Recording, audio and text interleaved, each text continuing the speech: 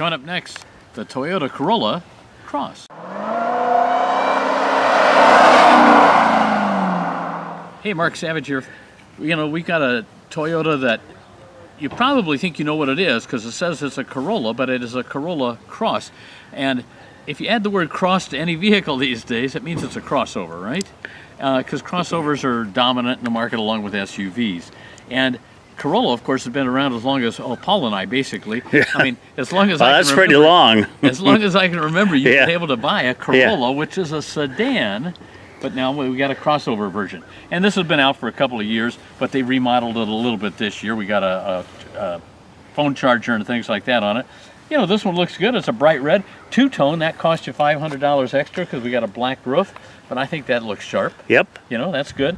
And it looks like a Toyota. Toyota's got the styling with the little hood that has this little crease in it that comes down here. So that looks good. We got the thin lights, all that good stuff.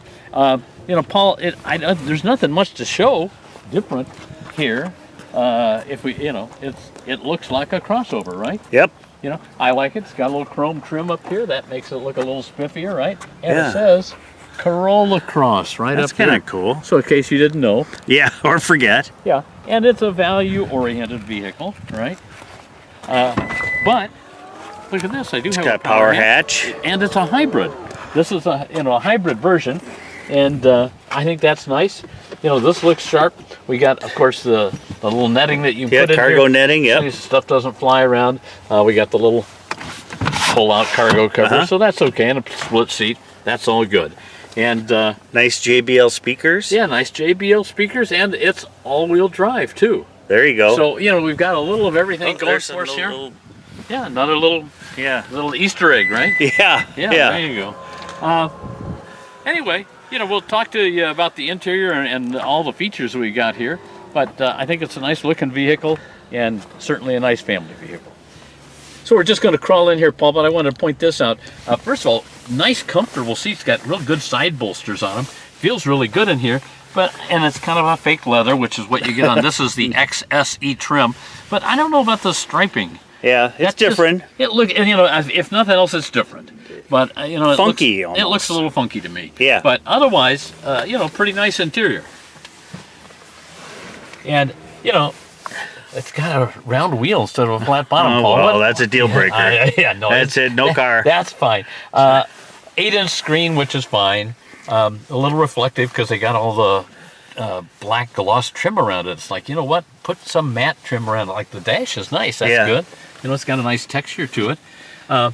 Anyway, it's kind of all the usual features. Toyota loads up the safety features. That's good. This one's got heated front seats, high and low, so that's good. I wish we had a heated steering wheel. If it's got one, I sure can't find it here. Anyway, drive mode selector, which I don't, you know, they always say sport, right, Paul? Yeah, and that's like why. And this is not that kind of a vehicle, and it doesn't have that much power, but it gives it just a little more oomph when you're starting up. But it's a hybrid, so it's got electric power, so you got, you know, a decent amount of torque right up front. Other than that, you know, it's pretty basic. It's like everything else. It's got all the little controls on the wheel here for your cruise control and your radio, and I don't know. You know, I'm trying to think if there's anything else really special. Oh, we do have the charger I mentioned earlier.